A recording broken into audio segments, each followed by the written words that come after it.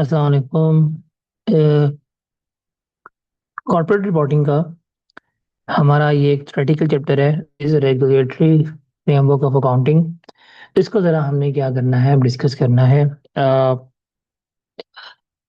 अब हमारे सिलेबस में फाइनल अकाउंट जो है वो नहीं है, तो इसकी छोटी सी जो एक लॉन्ग क्वेश्चन में एप्लीकेशन होती थी कि हम अपनी फाइनेंशियल स्टेटमेंट्स जो बना रहे हैं, profit and loss account according to companies act बनानी है। अब वो चूंकि नहीं आएगी, तो ये चैप्टर सिर्फ और सिर्फ जो है वो हमारे लिए थ्योरेटिकल ही क्या रह गया है, वो इम्पोर्टेंट रह गया। तो इस चैप्टर को मैं आपको ना समझाऊंगा। आपने पूरा लेक्चर सुनने, उस लेक्चर को एक दफा सुनने के बाद आपके पास स्टडी टेक्स्ट मौजूद होगा। उसमें से जाके आपने इस रेगुलेटरी फ्रेमवर्क को क्या करना है, सिर्फ पढ़ लेना है, that's it. There is nothing need to cram, there is nothing need to worry कि यार ये क्या होना चाहिए, क्या हो रहा है और किस तरह से है। Just go with one flow। सुनिएगा, जो जो बात आपको इस लेक्चर में बताऊंगा मैं कहानी की फॉर्म में जो है वो लेके चलूंगा। और उसकी बेसिस पे हम क्या करेंगे, इसको समझेंगे। आप बस समझ जाइएगा, एक दफा सुन के जो आपको बात लगे इंपॉर्टेंट उसको नोट डाउन कर लीजिएगा। That will be enough for you, और आपका ये चैप्टर जो है वो पूरे का पूरा क्या हो जाएगा, तैयार हो जाएगा। तो चैप्टर का नाम जो है हमारा basically that is regulatory framework of accounting है। तो सबसे पहले हम देखते हैं या समझते हैं कि ये जो हमारा रेगुलेटरी फ्रेमवर्क है, ये रेगुलेटरी फ्रेमवर्क का जो कंसेप्ट है, इसको जरा हम क्या करते हैं, हम देखते हैं। अब ये एक चीज आपने याद रखनी है कि जो हमारी कंपनीज हैं, जो हमारी कंपनीज हैं, उन्होंने जो अपनी फाइनेंशियल स्टेटमेंट बनानी है, वो उन्होंने जो अकाउंटिंग स्टैंडर्ड्स हैं, जो हमारे अकाउंटिंग स्टैंडर्ड्स हैं उसके मुताबिक बनानी है। और ये अकाउंटिंग स्टैंडर्ड्स जो हैं वो नोटिफाइड बाय एससीसीपी होने चाहिए। क्या होने चाहिए? नोटिफाइड बाय एससीसीपी होने चाहिए। अब इसमें से एक चीज आपने याद रखनी है कि पॉइंट नंबर वन, कि जो अकाउंटिंग होती है हमारी basically that is always regulated by law. हम इसको कानूनी तौर पे क्या करते हैं, रेगुलेट करवा रहे होते हैं। जो कंपनीज हैं, companies are not free to opt accounting method या पॉलिसीज, बिकॉज ये कंपनी जो है they must follow some standards. ठीक है, जैसे फॉर एग्जांपल एक कंपनी जो है वो चाहती है, wants to recognize revenue earlier, कि वो अपना रेवेन्यू पहले रिकॉग्नाइज कर ले, ताकि उसके प्रॉफिट्स जो है वो क्या हो जाए, ज्यादा हो जाए। ये जो चीज कंपनी करना चाहती है, लेकिन जो आपका IFRS 15 है, जो रेलेवेंट स्टैंडर्ड है, उसे क्या करता है, वो मना करता है। और कंपनी जो पाकिस्तान में ऑपरेट कर रही है वो इस स्टैंडर्ड को बाउंड करने के लिए, अभी स्टैंडर्ड को फॉलो करने के लिए बाउंड है। बिकॉज एससीसीपी ने कह दिया है कि तमाम जो कंपनीज हैं जब अपना रेवेन्यू को रिकॉर्ड करेंगे, वो किसके ऊपर करेंगे, वो according to relevant standard which is IFRS 15, उसके मुताबिक जो है वो क्या करेंगे, लेके चल रहे होंगे। तो ये जो इदारा है बेसिकली ये क्या कर रहा है, ये रेगुलेट कर रहा है कि यार आपकी पॉलिसीज जो है वो इसके मुताबिक ही क्या होनी चाहिए, ओके चलनी चाहिए। तो इसका मतलब अगर मैं यहाँ पे देखूं, तो जो हमारी अकाउंटिंग है, अकाउंटिंग सिर्फ बुक कीपिंग का नाम नहीं है, basically it is legal plus professional compliance. क्या है? लीगल प्लस प्रोफेशनल कंप्लायंस है। इसमें सिर्फ और सिर्फ हम बुक कीपिंग नहीं कर रहे, हम बस एंट्रियां रिकॉर्ड नहीं कर रहे, हम बस स्टेटमेंट्स नहीं बना रहे, एक प्रॉपर प्रोसेस जिसके जरिए हम क्या कर रहे हैं, चीजों को लेकर चल रहे होते हैं। तो ये तो एक हमारा रेगुलेटरी फ्रेमवर्क की जो है वो बात हो गई। अब यहाँ पे कहानी आई है किसकी, एससीसीपी की।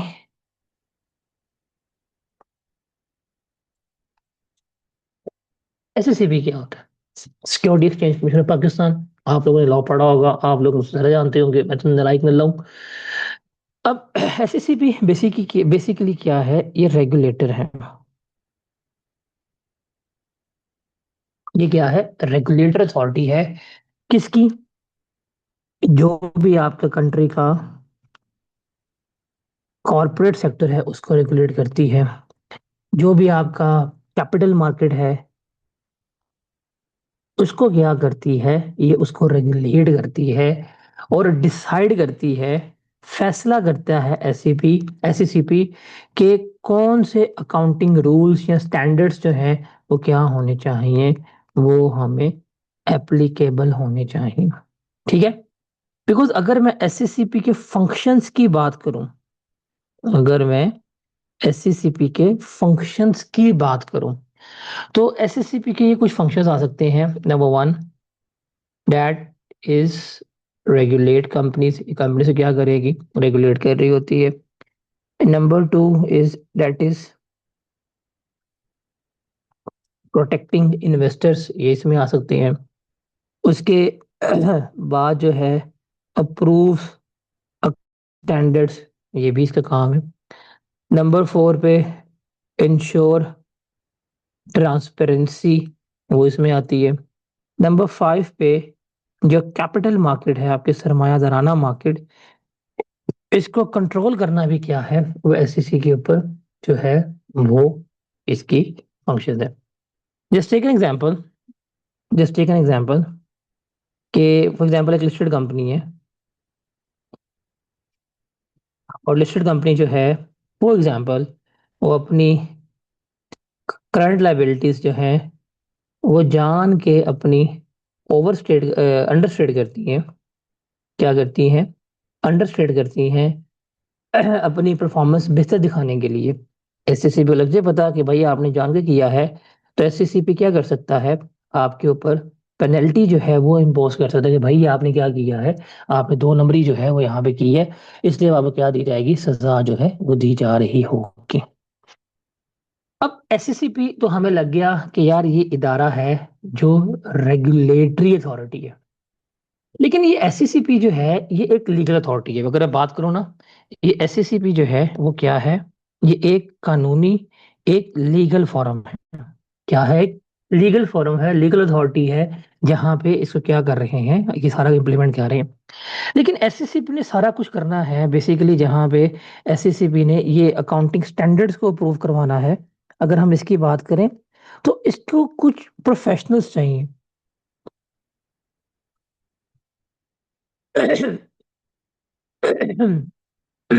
एसएससीपी को भी क्या चाहिए? कुछ प्रोफेशनल गाइडेंस चाहिए, कुछ प्रोफेशनल मशवरे चाहिए, कुछ टेक्निकल मशवरे चाहिए, तो कुछ एक्सपर्ट्स। बेसिकली क्या है, इसको कुछ मामलात में एक्सपर्ट्स की जरूरत है। बिकॉज ये हर चीज में एक्सपर्ट थोड़ी होंगे। इवन आपकी अदालतें जो होती हैं, अदालतों को अगर आप केस टेकअप कर रही हैं, चीजें लेके चल रही हैं, तो उनको कुछ फाइनेंशियल मैटर के लिए एक्सपर्ट एडवाइस रिक्वायर होती है। वो फिर रेलेवेंट एक्सपर्ट अथॉरिटीज के पास जाते हैं। तो एसएससीपी किसके पास जाएगा? एसएससीपी जाएगा किसके पास? आईकैप के पास। और आईकैप में कौन बैठा होगा? आप लोग बैठे होंगे। आईकैप क्या, कौन बैठा होगा? आप लोग बैठे होंगे, चार्टर्ड अकाउंटेंट्स बैठे होंगे। अब आईकैप का रोल क्या है? आईकैप का रोल है कि वो रिकमेंड करेगा अकाउंटिंग स्टैंडर्ड्स। ठीक है? एससीसीपी को क्या, ये स्टैंडर्ड्स हैं, इसके मुताबिक क्या करना है? आपने चीजें जो है वो लेकर चलनी है। तो इसलिए बेसिकली क्या होगा? जो आई कैप है आपका, ICAP, ICAP is basically technical expert body. बहुत चार्टर्ड अकाउंटेंट्स हैं भाई, पढ़ पढ़ के बब्बे हो गए, बाल सफेद हो गए, पेपर पास नहीं होता। पेपर पास होता तो ये कीड़े होते हैं। जितना स्टैंडर्ड आपको अच्छा आता होगा इतना किसी को नहीं आता होगा, तो पेपर भी बड़ी दफा पास किया हमने। ब- ये टेक्निकल एक्सपर्ट बॉडी है। और एसएससीपी क्या है हमारे पास? एसएससीपी बेसिकली जो है वो हमारी है, दैट इज लीगल अथॉरिटी। क्या? Legal authority. तो होता क्या है? होता क्या है वैसे? आई कैप जो है वो स्टडी करेगा relevant IFRS. Then I cap जो है इसको रिकमेंड करेगा, और एससीसीपी जो है वो क्या करेगा, वो अप्रूव करेगा और इसको रेगुलेट कर रहा होगा। जैसे IFRS 9 किसने वैल्यूएट करने, जस्ट एक एग्जांपल, ICAP ने वैल्यूएट किया, इसकी रिकमेंडेशन दी, एससीसीपी ने नोटिफाई किया, अब कंपनियां करेंगी, इसको इम्प्लीमेंट करके बैठी होंगी। तो इस तरह से क्या होता है, चीजों को हम लेकर चल रहे होते हैं। ये कुछ आपका रेगुलेटरी फ्रेमवर्क है आपके मुल्क का, आपके मुल्क के पाकिस्तान का जो है वो क्या हो रहा है, चल रहा होता है। इस तरह से आपकी कंपनीज, आपके जो इदारे हैं, आपके जो प्रोफेशंस हैं, वो क्या हो रहे होते हैं, लेकर चल रहे होते हैं। ओके। तो ये चीज़ आपने याद रखनी है। अब इसके साथ, चूंकि एससीसीपी है, आपकी लोकल रेगुलेटरी अथॉरिटी है, और ये लीगल है। अभी मैंने क्या कहा था आपको, ये लीगल इदारा है। तो जहाँ पे लीगल इदारे की आता है, तो बेसिकली जहाँ पे लीगैलिटी है कि वहाँ पे कोई ना कोई कानून आ जाएगा। और जहाँ पे हम लॉ की बात करेंगे, लीगैलिटी की बात करेंगे, पाकिस्तान में जहाँ कंपनीज हैं, कंपनीज के लिए जो हम यहाँ पे लॉ पढ़ रहे होंगे, वो कौन सा होगा, हमारा कंपनीज एक्ट होगा। तो बेसिकली कंपनीज एक्ट कौन सा होगा, 2017 के मुताबिक जो है वो कर रहे होंगे। तो क्या है कंपनीज एक्ट 2017, पाकिस्तान में रहते हुए ये प्राइमरी लेजिस्लेशन आपकी है। क्या प्राइमरी लेजिस्लेशन जो है पाकिस्तान में क्या होनी है, वो इसके मुताबिक होनी है। अब अब आप यहाँ पे कंफ्यूज होंगे, तो एक चीज याद रखिएगा, जो IFRS है, जो आपके अकाउंटिंग स्टैंडर्ड्स हैं बेसिकली, ये आपको देते हैं अकाउंटिंग रूल्स। ये क्या देते हैं, अकाउंटिंग रूल्स। जैसे मैं बात करता हूँ, आपके पास IAS 16 है। सर आपको IAS 16 ने बताया है कि रीवैल्यूएशन सरप्लस जो है, इसकी इंक्रीमेंटल डेप्रिसिएशन इसमें लेस करवा सकते हो, रिटेन अर्निंग को चार्ज कर सकते हो, हाँ भी और ना भी। ये अकाउंटिंग रूल है। हाँ, कर भी सकते हो, नहीं भी कर सकते। आपको इसने बताया हुआ है कि IAS 36 में, कि जब अपनी इम्पेयरमेंट का ट्रीटमेंट करोगे, तो आप नेटबुक वैल्यू पे लेके जा सकते हो, या आप एक्यूमुलेटेड इम्पेयरमेंट का अकाउंट बना सकते हो। ठीक है, इसने बताया हुआ रूल, ये आपके जो रेलेवेंट स्टैंडर्ड उसने बताया हुआ है। तो ये करेगा, IFRS अकाउंटिंग रूल्स बताएगा। कंपनीज एक्ट जो है बेसिकली क्या करेगा, जहां पे हमारा कंपनी एक्ट आ जाएगा, कंपनी एक्ट जो है वो लीगल डिस्क्लोजर रूल्स बताएगा। कंपनीज एक्ट बेसिकली डिस्क्लोज करने के बारे में क्या होगा, बता रहा होगा। और कंपनीज ये नहीं कि इसको फॉलो करे इसको फॉलो ना करे, कंपनीज ने क्या करना है, कंपनीज ने दोनों को ही फॉलो करना है। क्या करना है, कंपनीज ने दोनों को फॉलो करना है। मैं आपको बड़ी अच्छी एग्जांपल देता हूँ, बड़ी अच्छी एग्जांपल देता हूँ। एक बेसिक सा असूल है, फॉर एग्जांपल अगर आपको इरेलीवेंट स्टैंडर्ड ने फॉर एग्जांपल कहा कि जी जो डिस्क्लोजर्स हैं, कोई भी स्पेसिफिक डिस्क्लोजर जो है एक अकाउंटिंग स्टैंडर्ड के मुताबिक नॉट रिक्वायर्ड है, हमें नहीं चाहिए, लेकिन कंपनीज एक्ट जो है वो क्या करता है, वो उस डिस्क्लोजर को रिक्वायर करता है, डिमांड करता है। तो if that is the scene, तो remember, company must disclose, because Pakistan में रहते हुए फिर यहाँ पे क्या करेगा, यहाँ पे वो लेके चल रहा होगा। हम पाकिस्तान में हैं, तो रिमेंबर, पाकिस्तान में लॉ ओवरराइड्स स्टैंडर्ड, ये चीज जो है वो क्या रखनी है, आपने याद रखनी है। ठीक है। अच्छा, फॉर एग्जांपल इसी की बात करें, IAS 16 ने परमिट भी की है, लेकिन कंपनी एक्ट ने कह दिया हुआ है कि आपने रेलेवेंट जो भी आपका सरप्लस होगा, इंक्रीमेंटल डेप्रिसिएशन को लाजमी मूव आउट करना है। क्या करना है, मूव आउट करना है। तो कंपनीज एक्ट बाउंड करता है कि आपने इंक्रीमेंटल डेप्रिसिएशन जो है वो हर साल सरप्लस से निकाल कर रिटेन अर्निंग में डालनी है। स्टैंडर्ड ने अलाउ की है, कर भी लो ना भी करो, that is up to you. लेकिन जहां पे कंपनी एक्ट ने कह दिया, फिर हमें क्या करना पड़ेगा, हमें यहाँ पर लेके चलना पड़ेगा। ठीक है जी। और क्योंकि अब हम कंपनीज लॉ की बात कर रहे हैं, हमारा कंपनीज एक्ट जो है वो ओवरराइड करेगा चीज़ों को। इसका मतलब हमारे लिए अहम भी क्या हुआ, कंपनीज एक्ट हुआ।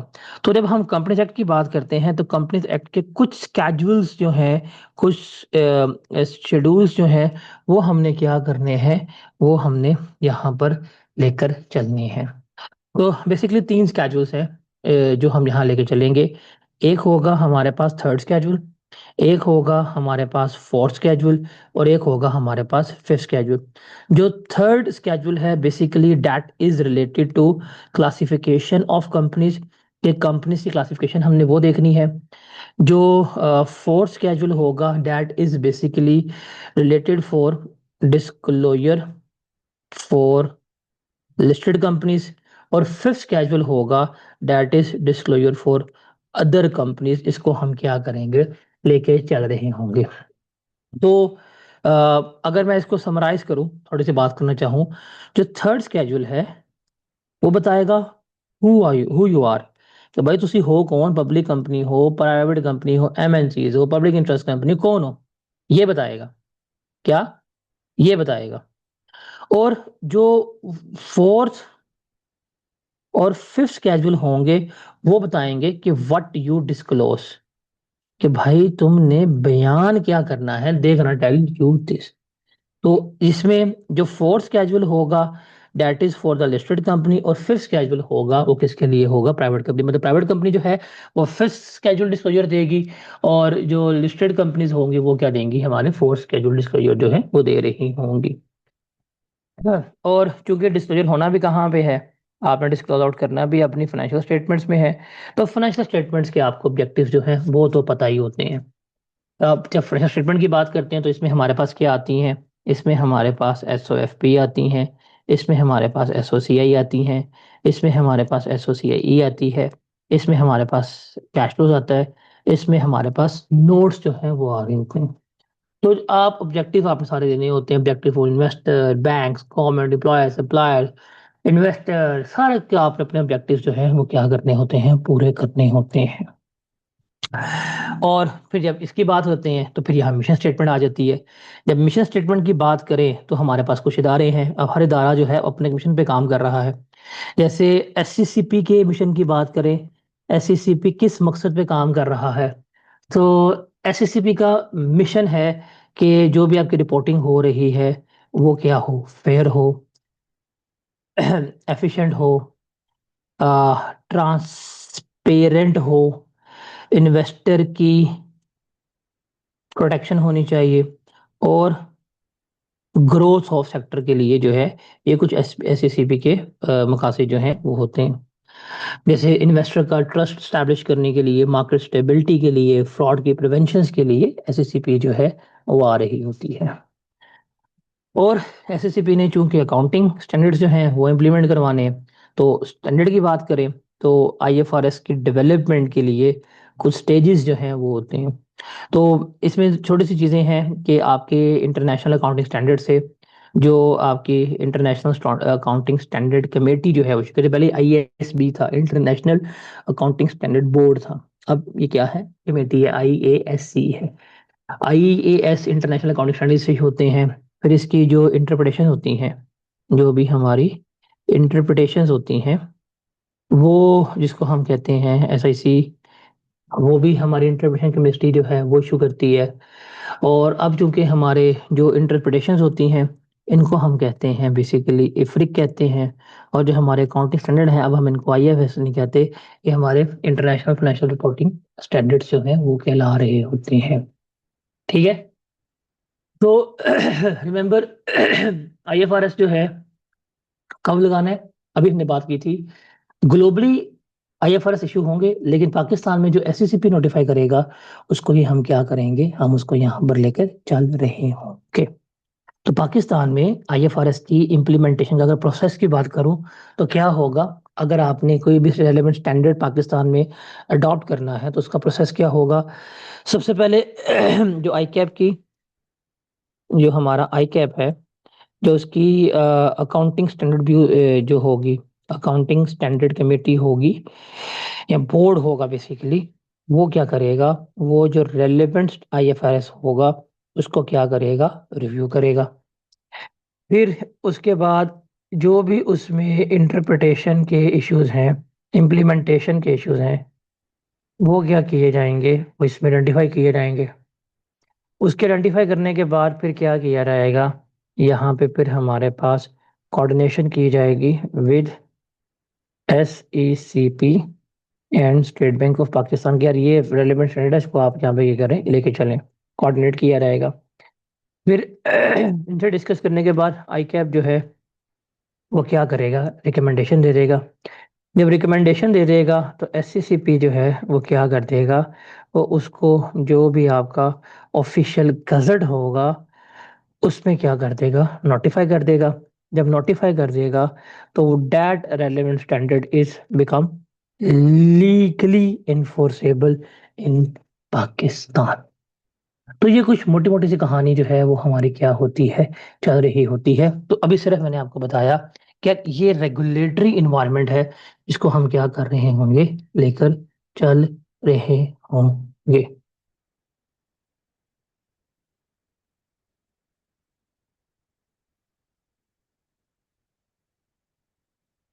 Got it.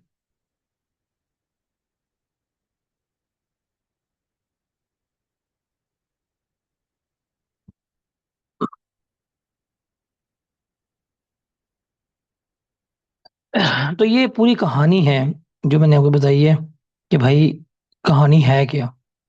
कहानी का आगाज हुआ था शुरू कि भाई रेगुलेटरी फ्रेमवर्क क्या है, क्या होगा क्या नहीं होगा, सारा कुछ जो है वो हमने यहाँ तक लेके चले गए। और हमने समझा कि भाई बात की कि कोई स्टैंडर्ड हमने ऑप्ट करना हो तो किस तरह से हम उसको लेके चल रहे होते हैं, उसको हमने यहाँ पे देखा। अब जरा आगे चलते हैं। अब जो बेसिकली हमने यहाँ पे रेगुलेटरी अथॉरिटी पढ़ रहे हैं, चैप्टर्स में स्टैंडर्ड्स तो सारे पढ़े हैं, तो कुछ कंपनीज एक्ट की बात जो है वो हमने यहाँ पे करनी है। तो बेसिक थर्ड स्केड्यूल देखते हैं, फोर्थ स्केड्यूल देखते हैं और फिफ्थ स्केड्यूल देखते हैं, उसमें क्या कुछ आएगा तो वो हम यहाँ पे देखते हैं। तो सबसे पहले अब हम यहाँ पे चूंकि अब कंपनीज एक्ट की बात करने लगे हैं,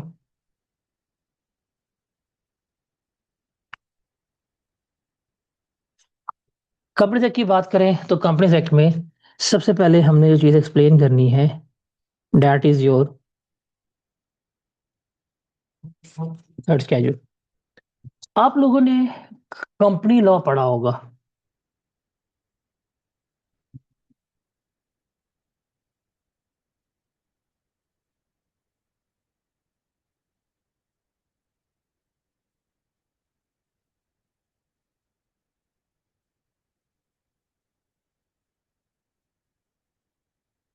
कोई आइडिया होगा।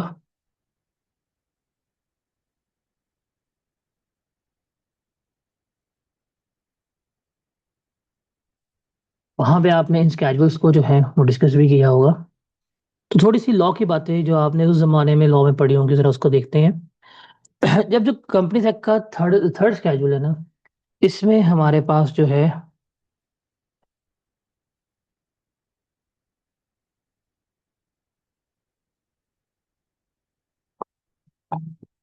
वो चार कंपनीज की कैटेगरीज जो हैं वो हम क्या करते हैं, वो हम यहाँ पे लेके चलते हैं। एक है हमारे पास PIC। PIC कहते हैं public interest company, public interest company. Number two इसमें आएगी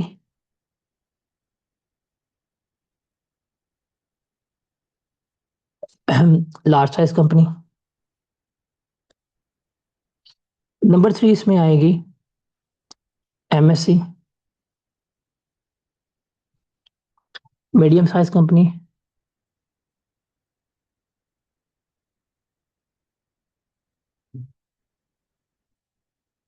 और नंबर फोर कौन सी थी, हाँ स्मॉल साइज कंपनी, SSC। तो ये चार तरह की कंपनीज जो हैं वो हमारी थर्ड स्केड्यूल में जो है वो आई है। अब ये सवाल है एक माइंड में कि why this classification exist, why this classification exist.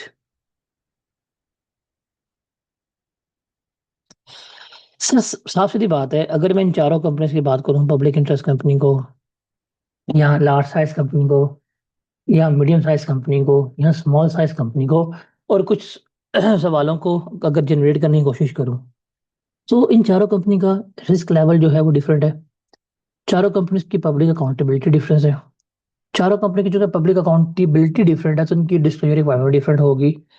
सो इनका अकाउंटिंग फ्रेमवर्क भी जो है वो क्या होगा, डिफरेंट होगा।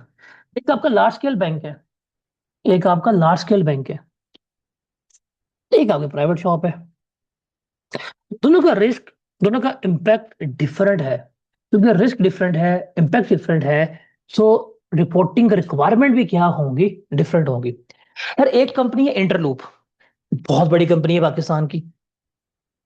वो भी क्या कर रही है, चीजों को बना रही है, बेच रही है। एक उसकी भी रिपोर्टिंग होनी है, उसके भी अकाउंटिंग स्टैंडर्ड ऑप्ट होनी है, उनके भी रेवेन्यू की रिकग्निशन होनी है। एक कंपनी है सीएमएडीसी, छोटी सी कंपनी है, इसके भी अकाउंटिंग स्टैंडर्ड है। बट इसके ऊपर जो रिपोर्टिंग रिक्वायरमेंट है वो इंटरलूप वाली नहीं हो सकती। जो इंटरलूप के लिए रेवेन्यू रिकग्निशन के रूल्स होंगे, डिस्क्लोजर रिक्वायरमेंट होगी, वो सीएमएडीसी के लिए नहीं होगी। So these four things, different risk level, different public accountability, different disclosure requirement, different accounting framework, these four things enforces us to classify the companies। उसके मुताबिक हम क्या करेंगे, हम लेके चले रहे होंगे। और ये क्लासिफिकेशन की इंपॉर्टेंस क्या है बेसिकली, कि क्लासिफिकेशन जब हम करेंगे तो हमें दो चीज चलेंगी पता। नंबर वन, कि हमारा एप्लीकेबल अकाउंटिंग फ्रेमवर्क क्या है। हमारा एप्लीकेबल अकाउंटिंग फ्रेम वर्क जो है वो क्या होगा अकाउंटिंग के लिए, वो देखेंगे। और एप्लीकेबल रेगुलेटरी फ्रेमवर्क क्या होगी हमारे पास। एप्लीकेबल रेगुलेटरी रिक्वायरमेंट्स में से फ्रेमवर्क कह रहा हूँ, रिक्वायरमेंट्स क्या होंगी, इसको हमने क्या करना है, डिस्कस करना है। मतलब हमने फोर्थ स्केड्यूल पे जाना है या हमने फिफ्थ स्केड्यूल पे जाना है, we are going to determine these things जब हम क्या कर रहे होंगे, जब हम इसकी बात जो है वो कर रहे होंगे। ठीक है जी।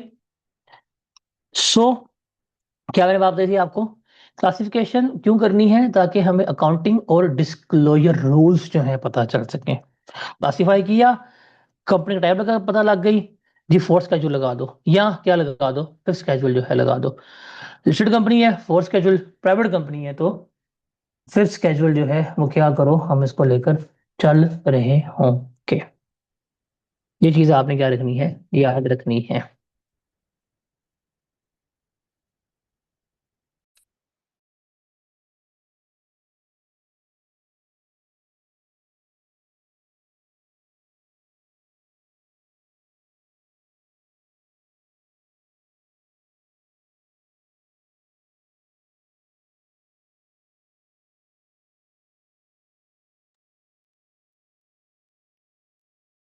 ठीक है जी। तो यहाँ पे हम क्या करेंगे, हम फिर क्लासिफाई जब करेंगे तो हमारे रूल सेट हो जाएंगे। तो क्लासिफिकेशंस जो है वो हम क्या देखेंगे, उसको कर रहे होंगे। जब हम कंपनी को क्लासिफाई करेंगे तो क्लासिफिकेशन के भी कुछ रूल्स होंगे। ऐसे ही मुंह उठा के आज पब्लिक कंपनी कर दें, कल को उसको पब्लिक इंटरेस्ट कंपनी कर दें, कभी लार्ज स्केल कर दें, कभी मीडियम स्केल कर ले, कभी स्मॉल स्केल कर ले, ऐसे नहीं होगा। तो उस क्लासिफिकेशन के भी कुछ रूल्स होंगे। और जो क्लासिफिकेशन के कुछ रूल्स होंगे किस पे बेस करेंगे, अगर हमने क्लासिफाई करना है कंपनी को इन चार कैटेगरीज में, तो वो कुछ रूल्स के ऊपर बेस कर रही होगी। किनके ऊपर, कुछ रूल्स के ऊपर बेस कर रही होगी। वो रूल्स क्या होंगे अबाउट क्लासिफिकेशन, फॉर एग्जांपल आपके जो प्रीवियस ईयर की ऑडिटेड फाइनेंशियल स्टेटमेंट्स हैं वो हो सकती हैं। इसके ऊपर आप बता सकते हैं कि यार वाकई पब्लिक कंपनी है, लार्ज कंपनी, मीडियम कंपनी जो है वो एम्प्लॉयज की काउंटिंग जो है वो कर सकते हैं। और ये सारे आपके जो है वो हो सकते हैं। तो क्लासिफिकेशन को आप फ्रिक्वेंटली चेंज नहीं कर सकते।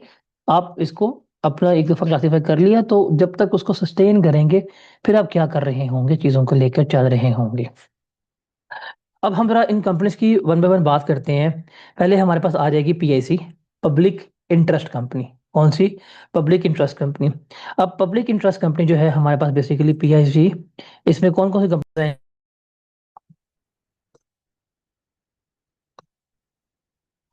अगर हम उनको देखें तो जितनी भी आपकी लिस्टेड कंपनीज हैं वो इसमें आ जाएंगी। जितनी भी आपकी पब्लिक सेक्टर सेक्टर कंपनीज हैं वो इसमें आ जाएंगी।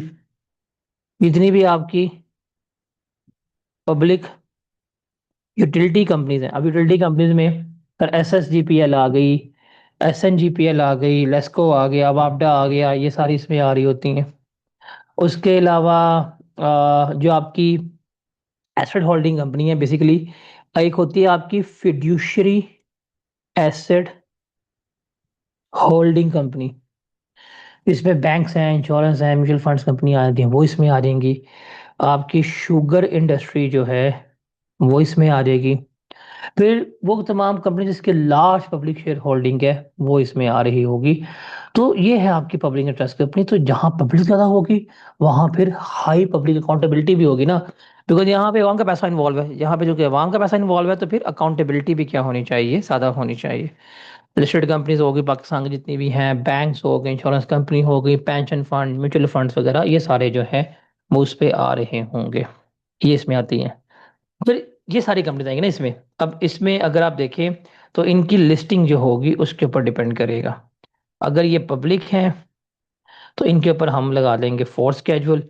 अगर पब्लिक नहीं है तो फिर इसके ऊपर क्या लगा देंगे, इनके ऊपर हम फिफ्थ स्केड्यूल जो है वो लगा रहे होंगे। फिर हमारे पास आती है एक लार्ज साइज कंपनी।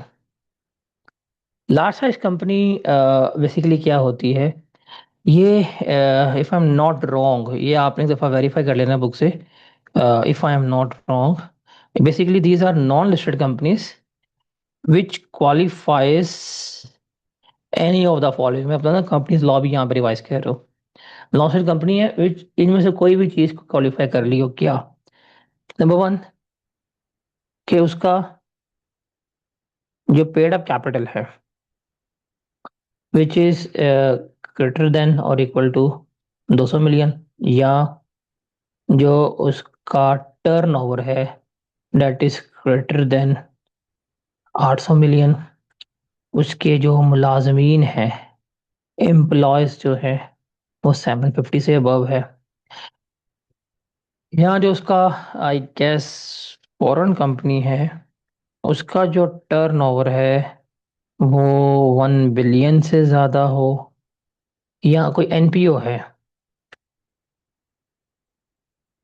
जिसका रेवेन्यू जो है वो 200 मिलियन से ज्यादा हो, तो ऐसे को हम क्या कहते हैं, हम इसको फिर लार्ज स्केल कंपनीज जो है वो कह रहे होते हैं। इसमें कोई कंडीशन भी लग के ना पता, उसको हम क्या मानेंगे, हम उसको यहाँ पे मान रहे होंगे। फॉर एग्जाम्पल एक कंपनी है, उसका टर्नओवर जो है फॉर एग्जाम्पल वो 600 मिलियन है, लेकिन उसका जो पेड अप कैपिटल है वो 250 मिलियन है। तो ये वाला पॉइंट पूरा हो गया, ये पॉइंट पूरा नहीं हुआ, तो हम क्या मानेंगे इसको, हम इसको लार्ज स्केल कंपनी जो है मान रहे होंगे। अब लार्ज स्केल कंपनी मानेंगे तो हम इसके ऊपर रेलेवेंट स्टैंडर्ड तो लगाएंगे जो भी अकाउंटिंग का होगा।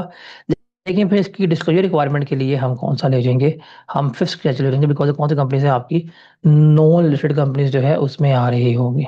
किसमें आ रही होगी आपकी नॉन लिस्टेड कंपनी जो है उसमें हम क्या कर रहे होंगे, इसको लेकर चल रहे होंगे। तो ये हो गई। उसके बाद है हमारे पास MSC, MSC MSC medium size company. अब मीडियम साइज कंपनीज की बात करें तो इसको भी एक दफा आपने वेरीफाई करना है, मुझे नंबर्स में शायद कंफ्यूजन हो सकती है if I am not wrong. MSc में कौन कौन आ सकती हैं, रिमेंबर, हाँ जी, नॉन लिस्टेड पब्लिक कंपनी जिसका कैपिटल जो है that is less than 200 million, और इसका टर्नओवर जो है that is also less than 800 million. और इसके ये टर्नओवर है। और जो इसके एम्प्लॉयज हैं वो 250 से 750 हो। इसको हम क्या मानेंगे, मान रहे होंगे ये है किसके लिए, ये है नॉन लिस्टेड कंपनी के लिए। इन तीनों में से कोई एक चीज हो। फिर जो प्राइवेट कंपनी है बेसिकली,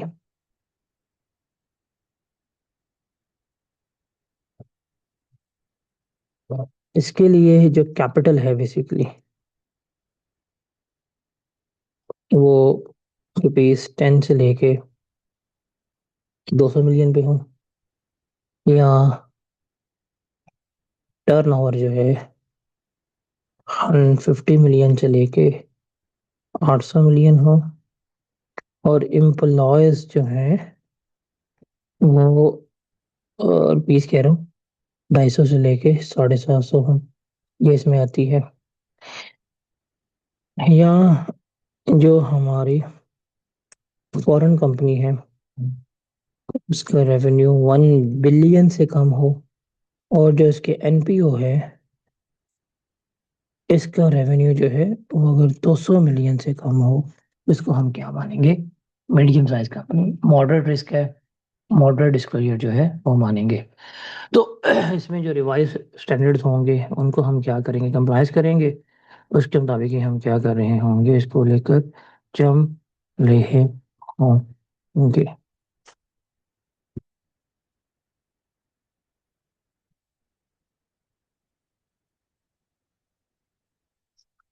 ठीक है जी। और आखिरी हमारे पास इसमें आती थी एसएससी, स्मॉल साइज कंपनी। अब इसमें कौन सी आएगी, नंबर 4 पे अगर मैं देखूं तो प्राइवेट कंपनी बेसिकली इसमें होगी जिसका क्राइटेरिया है कि जी इसका अगर पेड अप कैपिटल जो है 10 मिलियन से कम है, टर्नओवर जो है और रुपीज 150 मिलियन से कम है, और जो इसके एम्प्लॉय हैं वो लेस देन 250 है, इसको हम क्या मानेंगे, लेके चल रहे होंगे small size company. Small medium enterprise ऐसे एसएमई बेसिकली काउंट होंगी। रिस्क भी कम है और वो भी कम है, तो बेसिकली फिफ्थ कैजुअल जो है उसमें हम क्या करेंगे, लेके चल रहे होंगे। तो अगर मैं इसको समराइज करूं तो यहाँ पे लेते हैं कंपनी के टाइप। बेसिकली आ रहेगी यहाँ पे PIC, public interest company, large scale company, MSC और एसएससी। यहाँ पे ले लेंगे हम risk level highest, high, medium, low. फिर हम यहाँ बात करेंगे फ्रेमवर्क की। आईएफआरएस, आईएफआरएस रेलेवेंट, और फॉर एसएससी आ रहेंगे हमारे पास and same goes with this. और यहाँ पे अगर हम डिस्क्लोजर स्केड्यूल की बात करें, अगर ये वो है नॉन लिस्टेड है तो fourth, otherwise fifth, fifth, fifth और फिफ्थ। ये चीज जो है वो हम क्या कर रहे होंगे, हम इसको लेकर चल रहे होंगे। तो मेरे ख्याल से यहाँ पे कंपनी के टाइप्स में ये है जी, इसने यहाँ पे बता दिए पब्लिक इंटरेस्ट कंपनी क्या है क्या नहीं है। और मैंने ये सारा एक्सप्लेन कर दिए। ये सारा ना मैंने आपको एक्सप्लेन कर दिया, medium size company, small size company, तो मेरे ख्याल से ये सारा मैंने आपको बता दिए। तो मेरे ख्याल से इसमें कोई गलती नहीं होनी चाहिए। तो आप इसको एक दफ़े से वेरीफाई कर लीजिएगा, मेरी अमाउंट्स वगैरह जो है वो बिल्कुल ठीक जो है वो यहाँ पर लिखी हुई है। ठीक है जी। But you need to remember these things. What is included in PIC? What is included in LSSC? What is the criteria of MSc? What is the criteria of SSC? And this is a table you need to remember कि यार क्या है और किस तरह से हम क्या कर रहे होते हैं, लेकर चल रहे होते हैं। तो ये तो हमें लग गया पता कि भाई ये हमारी कंपनीज हैं, कंपनी टाइप होगी। तो ये थर्ड स्केड्यूल सारा मैंने आपको बता दिया। अब थर्ड स्केड्यूल के बाद हमारे पास कहानी किसकी थी? फोर्थ स्केड्यूल की और फिफ्थ स्केड्यूल की थी। अब फोर्थ स्केड्यूल की जब हम बात करेंगे तो यहाँ पे हम आती है हमारी बात, दैट इज डिस्क्लोजर की। अभी डिस्क्लोजर है that is by companies act. तो डिस्क्लोजर में सबसे पहले हम देखते हैं कुछ इसकी जनरल रिक्वायरमेंट्स। क्या जनरल रिक्वायरमेंट्स? और जनरल रिक्वायरमेंट में सबसे पहले हमारे पास आ जाएगी प्रिपरेशन ऑफ फाइनेंशियल स्टेट। क्या आ जाएंगी हमारे पास? प्रिपरेशन ऑफ फाइनेंशियल स्टेटमेंट जो है वो आ रही है। जब हम बताएंगे कि जी हमारी फाइनेंशियल स्टेटमेंट जो है वो बनानी है, कैसे बनाएंगी, तो जो हमारी लिस्टेड कंपनीज होंगी बेसिकली, जो हमारी लिस्टेड कंपनीज होंगी वो जितने भी स्टैंडर्ड होंगे रेलेवेंट आईएफआरएस जो नोटिफाई किए होंगे एसएससीपी ने, उनको फॉलो की। जो हमारी अदर कंपनीज होंगी जो उनके एप्लीकेबल फाइनेंशियल रिपोर्टिंग स्टैंडर्ड्स हैं जो एसएससी के लिए हैं वो जो है वो यहाँ पे लेके चलेंगे। फिर उसके अलावा जो कंपनीज एक्ट में जो डिस्क्लोजर रिक्वायरमेंट हमें बताई जाएंगी वो हमने ऑप्ट करने पड़ेंगे। और जो हमारे अगर कोई एडिशनल डिस्क्लोजर हुए वो भी हमें क्या करने पड़ेंगे, यहाँ पर बताने पड़ेंगे। तो अगर मैं इसकी हायरार्की अगर बात करूं तो रिमेंबर तो इसकी कुछ हायरार्की इस तरह से बनेगी कि जो आईएफआरएस होगा आप उसको देखेंगे, इसके लिए अकाउंटिंग रूल्स के लिए देखेंगे। और जो कंपनी एक्ट डिस्क्लोजर होगा, कंपनी एक्ट होगा, कंपनी एक्ट कैजुअल होंगे, इसको आप देखेंगे किसके लिए? डिस्क्लोजर रूल के लिए देखेंगे। और दोनों को क्या करना है आपने? फॉलो करना है। एक चीज आएगा कि जो कंपनीज एक्ट है that can exceed IFRS but IFRS can not exceed companies act. ये चीज आपने याद रखनी है। हमने ये पाकिस्तान में यहाँ पे ये करना है। ओके।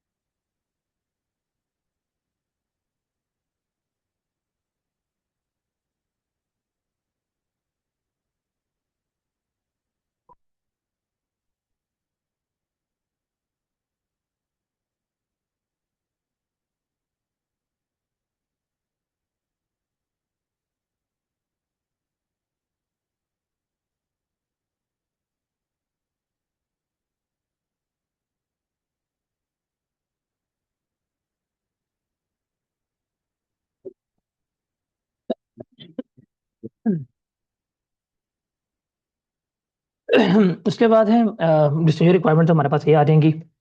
उसके बाद हमने इसके साथ देनी होती है स्टेटमेंट ऑफ कंप्लायंस। जब हम फ्रेशर स्टूडेंट बनाएंगे तो हमने क्या देनी होती है अपनी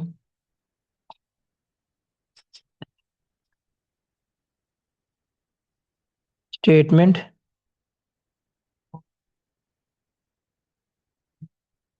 ऑफ कंप्लायंस। तो फाइनेंशियल स्टेटमेंट में ये स्टेटमेंट लगी हुई कंप्लायंस की, जिसमें कंफर्म किया जाएगा कि these financial statement are in compliance with the relevant IFRS, companies act provision. और अगर कहीं भी कंपनीज एक्ट ने ओवरराइड किया है तो इस चीज के बारे में क्या होगा, बता रहा होगा। ओके। तो तीन चीजें ये स्टेटमेंट ऑफ कंप्लायंस जो है बताएगी। कंप्लायंस बेसिकली पाएगा जी लीगल इंश्योरेंस, ऑर्डर की रिलायंस और इन्वेस्टर का कॉन्फिडेंस के लिए जो है वो बता रहे होंगे। तो अक्सर लिखते हैं कि जी this financial statement has been prepared in accordance with the IFRS as applicable in Pakistan and companies act 217। अगर आप कोई भी डाउनलोड करेंगे फाइनेंशियल स्टेटमेंट तो वहां पे दो चीजें लिखी होंगी, तो ये दो चीजें तो बीच में आ रही होंगी। ठीक है जी। फिर हमारे पास ना यहाँ पे आ जाएंगे कुछ जनरल से डिस्क्लोजर आ जाएंगे। जैसे आप यहाँ पे लिख सकते हैं कंपनी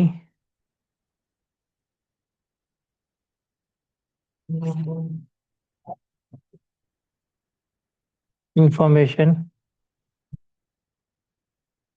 डिस्क्लोजर, कि भाई कंपनी के बारे में कुछ बताओ। अब जैसे आप कंपनी इंफॉर्मेशन डिस्क्लोजर में क्या बताएंगे, आप बता रहे होंगे about the location of the company, about the address of business units, ये बताएंगे। जो आपके लीगल स्टेटस होंगे वो बताएंगे। जो आपकी नेचर ऑफ बिजनेस होगी वो इसमें बताएंगे। आप बताएंगे location and area of immovable assets बता रहे होंगे। आप बताएंगे प्रोडक्शन कैपेसिटी कितनी है उसके बारे में बताएंगे। आप बताएंगे जी आपके नंबर ऑफ एम्प्लॉयज कितने हैं। आप बताएंगे आपकी एसोसिएटेड कंपनीज या रिलेटेड पार्टीज जो है वो बता रहे होंगे। ये कंपनी की इंफॉर्मेशन के लिए है। ट्रांसपेरेंट, इससे क्या होगा, ट्रांसपेरेंसी आएगी, इन्वेस्टर का जो है कॉन्फिडेंस वो होगा, और ऑपरेशनल कॉन्टेक्स्ट जो है वो भी क्या होगा,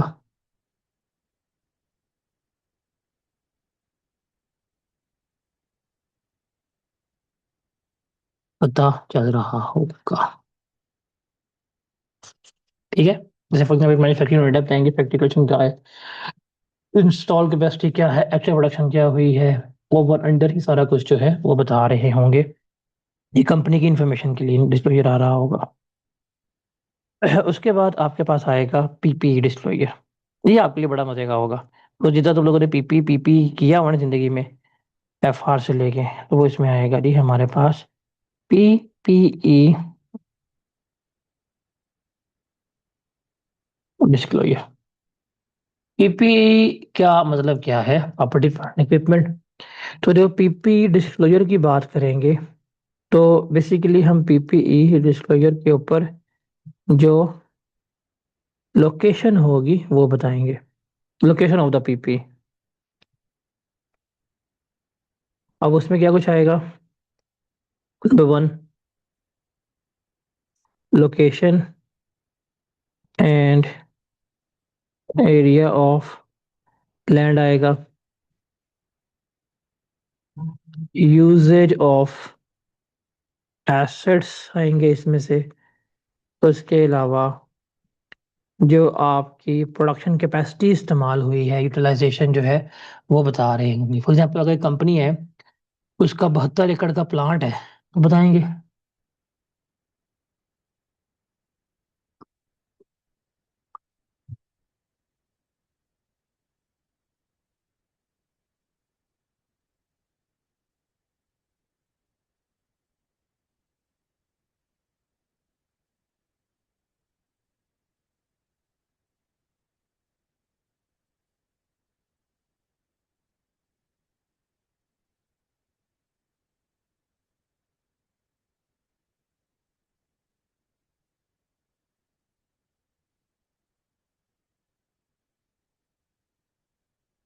हम्म।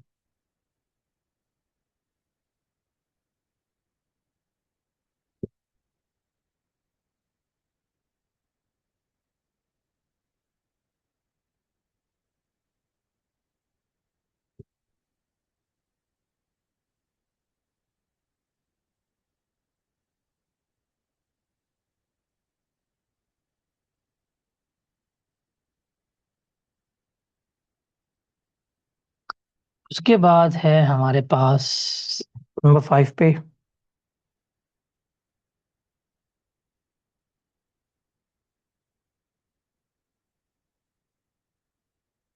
Employ disclosure.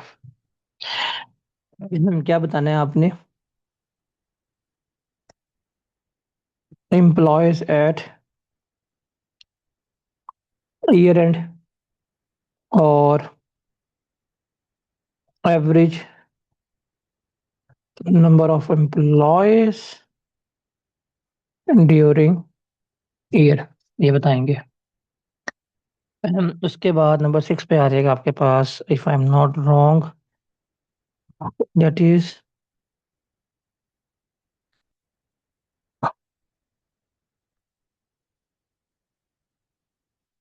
Related party disclosure.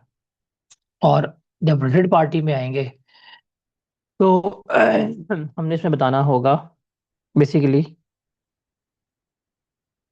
Associated company disclosure. जब एसोसिएटेड कंपनी डिस्क्लोजर पे आएंगे तो क्या आएगा? Name of related party, percentage of share holding,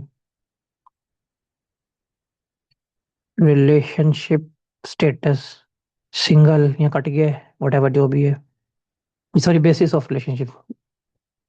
number 4 पे आएगा कॉमन डायरेक्टरशिप। इसमें आ रही होगी फॉर एग्जाम्पल, अगर कोई आप पेरेंट है, आप किसी कंपनी के 50% शेयर होल्डिंग या 70% शेयर होल्डिंग रखी हुई है, तो you have to disclose it.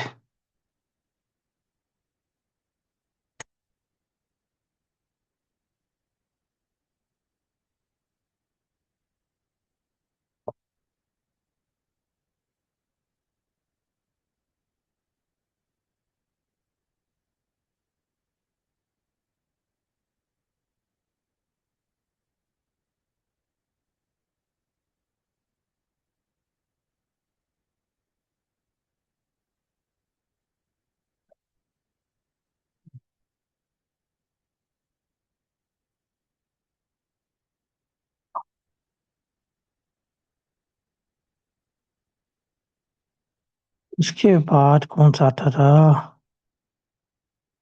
ये थे, हाँ, फॉरेन रिलेटेड पार्टी। ये चीज जो है ना, रिलेटेड पार्टी डिस्क्लोजर में, ये इसमें ही आप ऐड कर लें। आपका एक आ जाता है फॉरेन रिलेटेड पार्टी डिस्क्लोजर।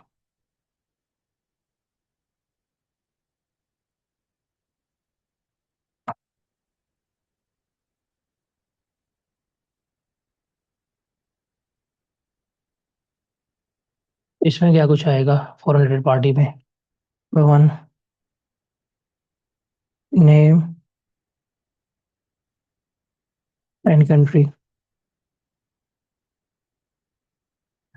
आप लिखेंगे जी आपके एसोसिएशन की बेस क्या है, आप वो लिख देंगे। नंबर 3 पे आपकी परसेंटेज शेयर होल्डिंग जो है वो आ रही होगी। इसके बाद आते हैं हमारे पास नंबर 7 पे। नंबर है, आप लिखेंगे अपना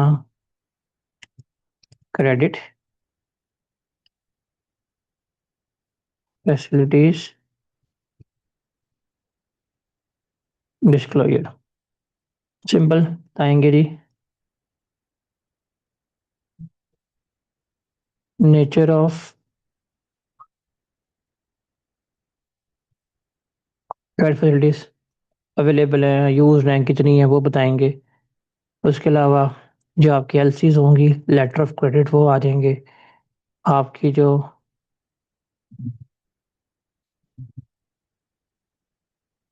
गारंटी की डिटेल्स है वो इसमें क्या होगा बता रहे होंगे।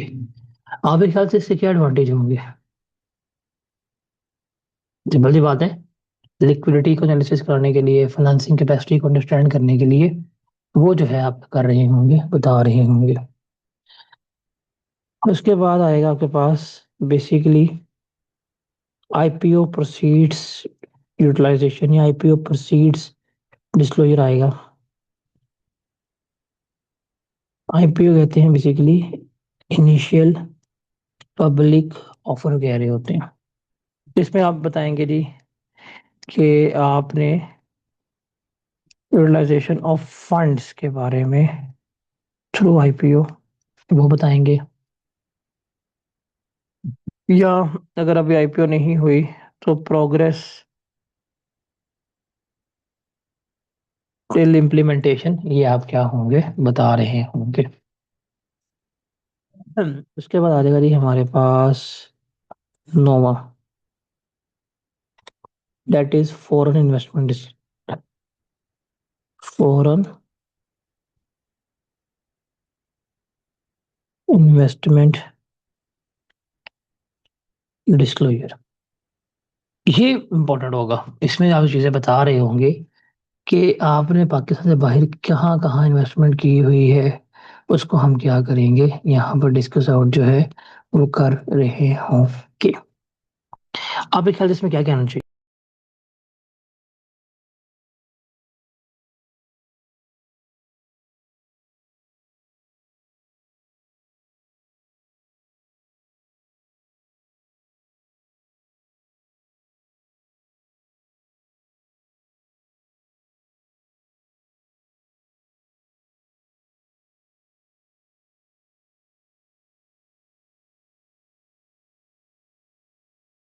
जब आपका फॉरेन इन्वेस्टमेंट डिस्क्लोजर आएगा ना, तो इसमें चीजें आप बताएंगे बेसिकली।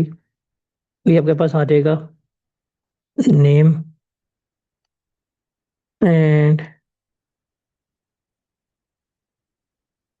जो जुरिस्डिक्शन होगी वो आ जाएगा। आप बताएंगे आपका बेनिफिशियल ओनर कौन है वो आ जाएगा।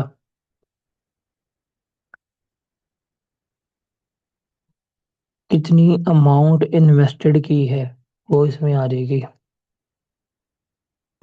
आपकी टर्म्स एंड कंडीशंस क्या है वो बता देंगे, आ जाएंगी। कितना अभी तक आप रिटर्न जो है वो रिसीव कर चुके हैं वो इसमें आ जाएगा।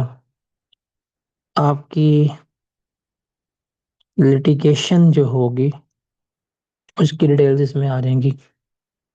कोई डिफॉल्ट अगर हुआ है या कोई ब्रीच हुआ है वो इसमें आ जाएगा।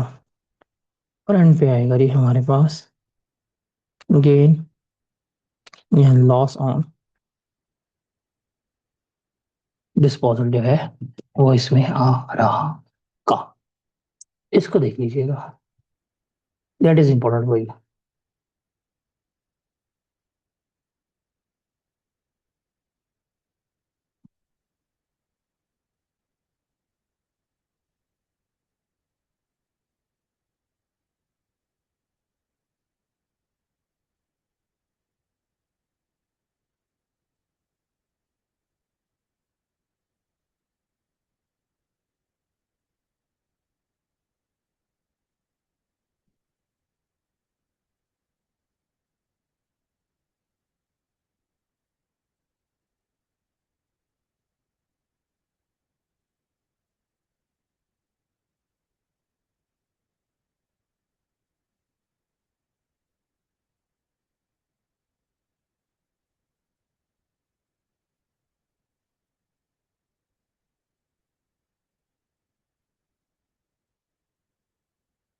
उसके बाद है हमारे पास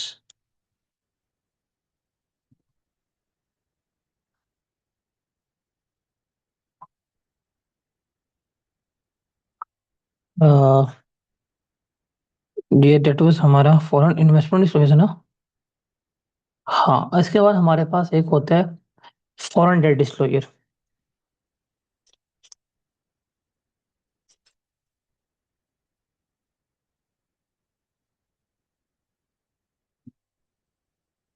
what is the meaning of foreign date?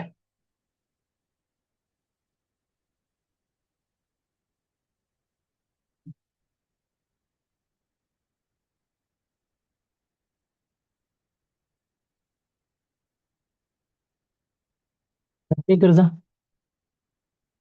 अब इसमें आपका कुछ एक्सपोर्ट डेट हो सकता है, या आपने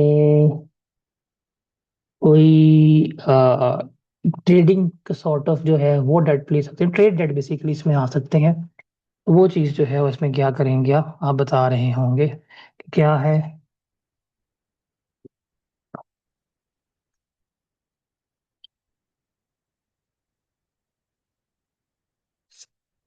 बेसिकली ये फॉरेन डेट नहीं होना चाहिए, ये होना चाहिए trade debt disclosure. Basically foreign trade debt disclosure जो है बेसिकली वो होना चाहिए। और इसमें जब हम ट्रेड डेट की बात करेंगे, हम यहाँ पे जो एक्सपोर्ट होगा, एक्सपोर्ट डेट डिस्क्लोजर जो है उसको हम क्या करेंगे, डिस्कस कर रहे होंगे। अब उसमें बेसिकली आ रहेंगे, जब आप एक्सपोर्ट डेट डिस्क्लोजर की बात करेंगे, रिसीवेबल्स कितने हैं वो इसमें आ जाएंगे, डिफॉल्टिंग पार्टीज जो हैं वो इसमें आ जाएंगी, आपकी रिलेटेड पार्टीज जो हैं वो भी इसमें क्या होंगे, आ रही होंगी। और इसमें क्या आएगा? हाँ, यही आएगा, और तो इसमें कुछ नहीं आएगा। और अगर पाकिस्तान बेस्ड कंपनी है तो फिर हम शरिया कंप्लायंस डिस्क्लोजर भी देंगे।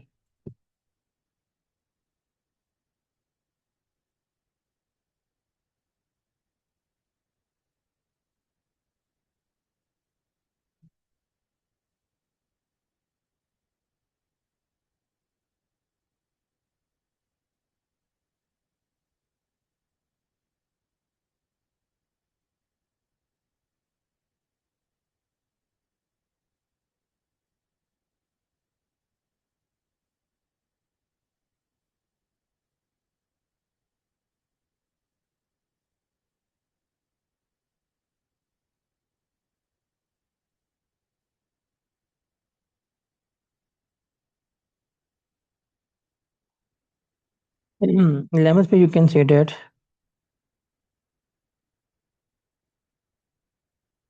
शराया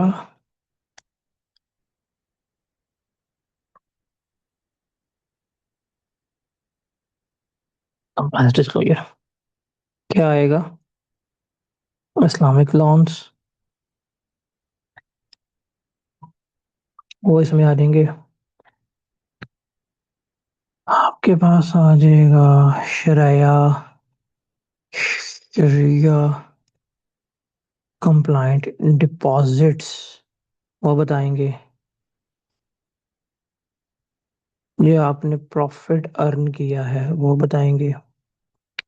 फिर जो आपका जो इससे रिलेटेड बिजनेस होगा,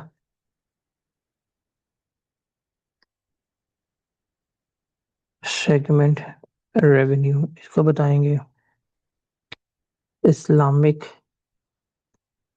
फाइनेंसिंग को बताएंगे। और जो आपका रिलेशन होगा विद इस्लामिक बैंक्स, आप क्या करेंगे, आप उसको बता रहे होंगे।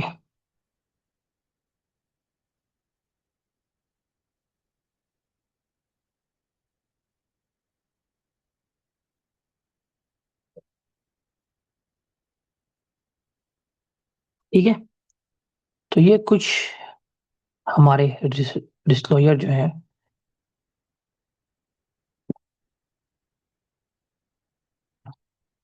वो हमने यहाँ पर देखने होंगे कि यार ये चीजें जो है वो हमने क्या करनी है, वो हमने लेकर चलनी है। ठीक है जी।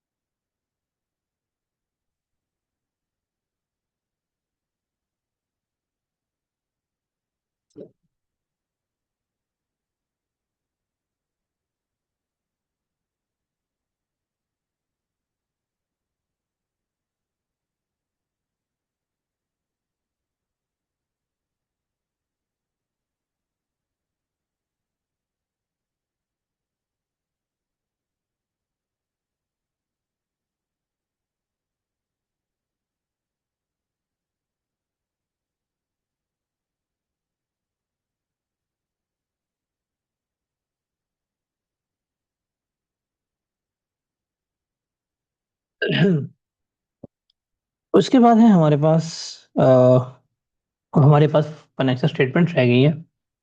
हमने उन फाइनेंशियल स्टेटमेंट की डिस्क्लोजर की जो है वो क्या करनी है, वो हमने बात करनी है कि हमें क्या कुछ जो है वो डिस्क्लोज करना पड़ेगा जब हम फाइनेंशियल स्टेटमेंट्स की बात करते हैं। तो उसको अगर हम देख लेते हैं, अब चूंकि फाइनेंशियल स्टेटमेंट्स अब हमारे पास सिलेबस में है नहीं, हमने बनानी नहीं है। सो हम इसको फिर यहाँ से आके चैप्टर से जो है वो डिस्कस कर लेते हैं कि क्या है क्या नहीं। ये जनरल रिक्वायरमेंट सारी मैंने करवा दी हैं आपको, आप इसको यहाँ पे देख लीजिएगा, एक दफ़ा इसको यहाँ से रीड कर लीजिएगा। अगर फाइनेंशियल स्टेटमेंट के अगर हम डिस्क्लोजर की बात कर रहे हैं और हम एस एफ पी के डिस्क्लोजर्स की बात कर रहे हैं बेसिकली, तो जब हम एस एफ पी के डिस्क्लोजर्स की बात करेंगे तो एस एफ पी में हमें क्या कुछ बताना पड़ेगा वो बताएंगे।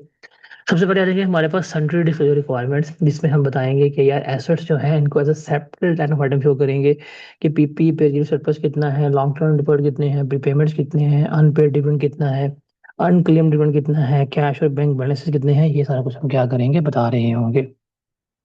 ठीक है जी, इसको हमने बताना होगा। फिर उसके बाद हम यहाँ पे क्या करेंगे, फिक्स एसेट्स का डिस्क्लोजर जो है वो गिवन करेंगे।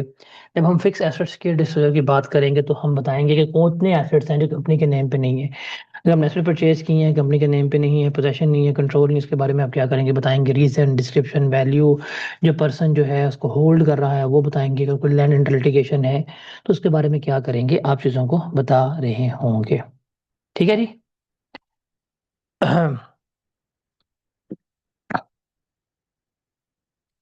तो ये सारा आपने क्या करना है, यहाँ पे रीड करना है। उसके अलावा आप लैंड को क्लासिफाई करेंगे कि फ्री होल्ड लैंड कितना है आपका, उसके बारे में बताएंगे।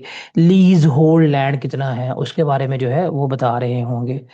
उसके अलावा आप उसकी अगर कोई फोर्स सेल वैल्यू है, अगर उसको रीवैल्यू किया है वो बताएंगे। इन्वेस्टर के लिए बड़ा इंपॉर्टेंट है कि सेल वैल्यू क्या है क्या नहीं है। उसमें रिस्क असेसमेंट जो है वो काफ़ी ज़्यादा उसकी हो जाएगी कि यार ये लैंड जो है कंपनी ने लिया हुआ है, इसकी ये रिस्क है ये नहीं है। तो वो भी आप क्या करेंगे, आप डिस्क्लोज करके जो है बता रहे होंगे।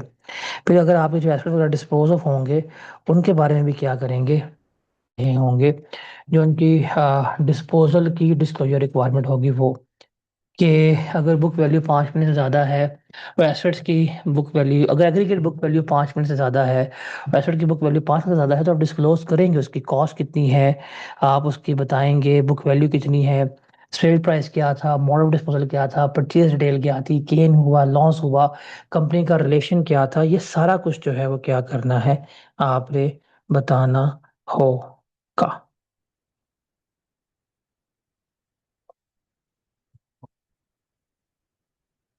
ठीक है जी। हम्म। उसके बाद है जी लॉन्ग टर्म एंड एडवांसेस। अगर लॉन्ग टर्म एडवांसेस की बात करेंगे तो इसमें लोन्स आ जाएंगे, लोन्स टू डायरेक्टर आ जाएंगे, लोन्स टू रिलेटेड पार्टीज, ये दो चीज़ें जो हैं वो आ रही होंगी। अगर आपने कोई लोन डायरेक्टर को दिया है तो कंपनी ने डिस्क्लोज करना है पर्पज ऑफ लॉन्स क्या है, रिकन्सिलिएशन, ओपनिंग, कितना डिस्पर्स किया, कितनी रिपेमेंट हुई है, कितनी नॉन आर्मल ट्रांजेक्शन हुई है, ये चीज़ आप बताएंगे। अगर आपने लोन दिया है किसी भी रिलेटेड पार्टी को तो नेम ऑफ पार्टी, टर्म्स क्या है, कोई कोलेटरल अरेंजमेंट्स हुई हैं वो, कितना आउटस्टैंडिंग है इन द ईयर, कितनी प्रोविजन आपने क्रिएट की है, कितना लोन आपका राइट ऑफ हुआ है, ये सारा कुछ जो है वो क्या करना होगा, आपने बताना होगा। तो डेट इज रिटन, इसे क्या करना है आपने यहाँ पर रीड करना है। ये आपको समझ आ रही है कि यार ये चीज़ ऐसे है, तो इसको हम लेके चल रहे हैं। पहले हमारे करंट एसेट्स में, अब करंट एसेट्स में हमारे पास कुछ रिसीवेबल्स होंगे, कुछ लोन्स एंड एडवांसेस वगैरह होंगे। तो रिसीवेबल्स में हम बताएंगे कि रिसीवेबल्स क्रेडिट पार्टी से कितने हैं, मैक्सिमम आउटस्टैंडिंग कितने हैं, इनका एजिंग एनालिसिस बताएंगे, डेट्स कितने राइट ऑफ की हैं वो बताएंगे, प्रोविजन कितनी क्रिएट की है, कोई रिवर्स किए हैं उनके बारे में हम उनकी रीजनिंग सारा कुछ जो है वो क्या कर रहे होंगे, बता रहे होंगे। और ये तो हो गया हमारा डेट का। उसके बाद आ जाएंगे हमारे पास लोन्स एंड एडवांसेस। अगर हम लोन्स एंड एडवांसेस की बात करें तो उसमें हम बताएंगे अगर लोन्स वन, अब लोन्स एंड एडवांसेस भी कैटेगरी ना, अगर लोन 1 मिलियन से ज्यादा है तो इसको डिस्क्लोज करेंगे कि जी किसको लोन दिया हुआ है, बोरोवर का नेम क्या है, टर्म्स ऑफ पेमेंट क्या है, कोलेटरल सिक्योरिटी क्या है, ये सारा कुछ जो है वो हम क्या करेंगे, बता रहे होंगे। चलेगा, हमारे पास शेयर कैपिटल एंड रिजर्व की बात करेंगे, वो हमारे पास आ जाएंगी। इसमें हम बताएंगे कि जी कैपिटल रिजर्व्स कितने हैं हमारे पास, मतलब नॉन डिस्ट्रीब्यूटेबल रेवेन्यू रिजर्व्स कितने हैं उसके बारे में हम बता रहे होंगे। उसके बाद फिर हमारा इशूड शेयर कैपिटल के बारे में बताएंगे, कितना इशू कैश पे किया, कितना दिन कैश हुआ, बोनस शेयर क्या है, ट्रेजरी शेयर क्या है, शेयर होल्डर्स का एग्रीमेंट क्या है जो वोटिंग राइट्स को अफेक्ट कर रहा है, सारा कुछ जो है वो हमने क्या करना होगा, बताना होगा। उसके बाद आ जाएगी हमारे पास लाइबिलिटीज का डिस्क्लोजर। इसमें current liabilities, non current liabilities वगैरह सारी आ रही होंगी। नॉन करंट लाइबिलिटीज में बता देंगे कि भाई कितना लोन है रिलेटेड पार्टी से, कितना अदर देन रिलेटेड पार्टी है वो बताएंगे। करंट लाइबिलिटी में प्रोविडेंट फंड पेबल कितना है, डिपॉजिट सिक्योर्ड लाइबिलिटीज कितनी है, बैंक लोन्स कितने हैं, लोन्स फ्रॉम रिलेटेड पार्टी कितनी है, सिक्योर एंड अनसिक्योर क्लासिफिकेशंस जो हैं, ये सारा कुछ जो है वो हम बता रहे होंगे। उसके बाद आपके पास सिक्योरिटी डिपॉजिट के बारे में भी आप उसको जो है वो डिस्क्रिप्शन देंगे कि अगर आपने कोई सिक्योरिटी डिपॉजिट जमा करवाए हुए हैं, डिपॉजिट कितना यूटिलाइज हो गया, कितनी अमाउंट बिजनेस में इस्तेमाल हुई है, कितनी अमाउंट सेपरेट बैंक अकाउंट में आपने रखी हुई है, उसके बारे में भी क्या करेंगे, आप बता रहे होंगे।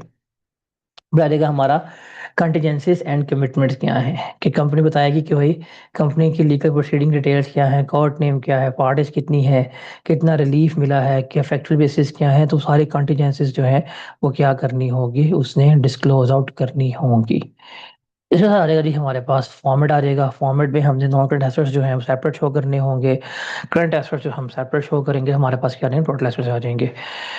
इक्विटी वाले पोर्शन में इक्विटी बताएंगे, जिसमें शेयर कैपिटल, प्रीमियम, रिजर्व्स वगैरह आ जाएंगे, नॉन करंट लाइबिलिटीज आ जाएंगी, और हमारे पास करंट लाइबिलिटीज जो है वो आ रही होंगे। तो that is the reading purpose के लिए ये हमने क्या करना है, हमने लेके चलना होता है। उसके बाद अगर हमारे पास statement of profit and loss का डिस्क्लोजर आ जाएगा, जिसमें टर्नओवर डिस्क्लोजर में हम बताएंगे कि ट्रेड जो हमारा टर्नओवर क्या है, इसमें हम ट्रेड डिस्काउंट को, सेल टैक्स को, ये हम क्या करेंगे, जो सेल से रिलेट कर रहे हैं उसको हम क्या करेंगे, बताएंगे। ग्रॉस रेवेन्यू कितना है, टैक्सेस कितने हैं, डिस्काउंट्स जो हैं, ये टर्नओवर काम करेंगे। इसको हमने क्या करना होगा, हमने लास्ट में बताना होगा यार, that is gross revenue, that is a tax, that is your net revenue, that is a sales return बताएंगे। फिर ऑडिटर की रेम्यूनरेशंस जो होंगी वो बताएंगे, कंपनी ने बताना है ऑडिट फी कितनी, एक्सपेंसेस कितने हुए, अदर सर्विसेज फी कितनी है, नेचर ऑफ ऑडिट सर्विसेज जो हैं वो हमारी क्या थी, उसके बारे में जो है ये बता रहे होंगे। और सेपरेट डिस्क्लोजर होगा जॉइंट ऑडिटर्स का, ये भी क्या करेंगे, बता रहे होंगे। जो ऑडिट फीस होगी, कंसल्टेंसी फी होगी, इसको सेपरेटली क्या करना है, डिस्क्लोज आउट करना होगा। अगर डोनेशंस वगैरह की हैं कंपनी ने तो डोनेशंस का डिस्क्लोज देंगे कब, अगर किसी एक सिंगल पार्टी को आपने डोनेशन की है और वो टोटल डोनेशन का 10% ज़्यादा है या रुपीज़ 1 मिलियन इनसे अगर हायर है, तो आप इसको डोनेशन का डिस्क्लोजर दोगे, डोनी का नेम बताएंगे। अगर किसी का डायरेक्टर का उसमें इंटरेस्ट वगैरह है तो वो भी आप इसमें क्या कर रहे होंगे, बता रहे होंगे। फिर अगर आप जो रेम्यूनरेशन पे करते हैं डायरेक्टर्स को, चीफ एग्जेक्टिव को, उसके बारे में बताएंगे कि जी आपने प्लान को कितनी फी पे की, सैलरी कितना पे किया, बोनस परकुलेट कितने पे कर रहे हैं, रिटायरमेंट बेनिफिट्स कितने हैं, अदर बेनिफिट कितने हैं, compensation for loss of office कितनी पे करेंगे, जिसको आप गोल्डन हैंडशेक कहते हैं, वो बताएंगे, ये बताएंगे। और एग्जेक्टिव इसमें कौन होगा? वो एम्प्लॉय जिसकी सैलरी है 1.2 मिलियन से ज़्यादा एनुअली। इसका हम क्या करेंगे, उसको हम एग्जेक्टिव मान रहे होंगे। तो इसके बारे में सारा क्या करना है आपने, डिस्क्लोज आउट करना होगा। सीईओ की सैलरी, बोनस, पेमेंट, सारा कुछ उसको सीईओ को दिया है, सीईओ बताएं। उसके बाद रॉयल्टी के बारे में बताएंगे कि जो रॉयल्टी आप पे कर रहे हैं, name and address of the recipient जिसको रॉयल्टी आपने पे की है, वो आप क्या कर रहे होंगे, बता रहे होंगे।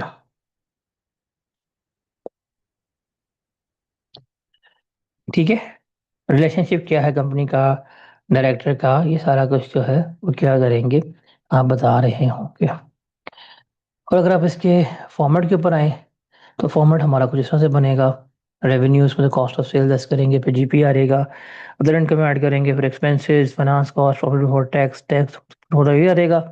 इसमें फिर अदर कम्प्रिहेंसिव इनकम सरप्लस वगैरह ऐड करेंगे, तो हमारे पास क्या आ रहेगा, टोटल कम्प्रिहेंसिव इनकम जो है वो आ रहा होगा। ठीक है जी। तो that is all about the regulatory framework, जिसको हम क्या कर रहे होते हैं, कैरी कर रहे होते हैं। तो बाकी आप इसको एक दफ़ा बुक्स रीड आउट कर लीजिएगा। और मैंने आपको सारा स्टोरी के फॉर्म में बताया, that is relevant for you. What you should do, you should just listen this chapter once. जो चीज़ समझाई है उसको नोट डाउन कर लीजिएगा, एक दफ़ा इसको पढ़ लीजिएगा। रेलेवेंट फॉर यू, इसके अलावा कोई आपको एक्स्ट्रा काम का एक्स्ट्रा एफर्ट करने की ज़रूरत नहीं होनी चाहिए। That is enough for you while keeping this chapter.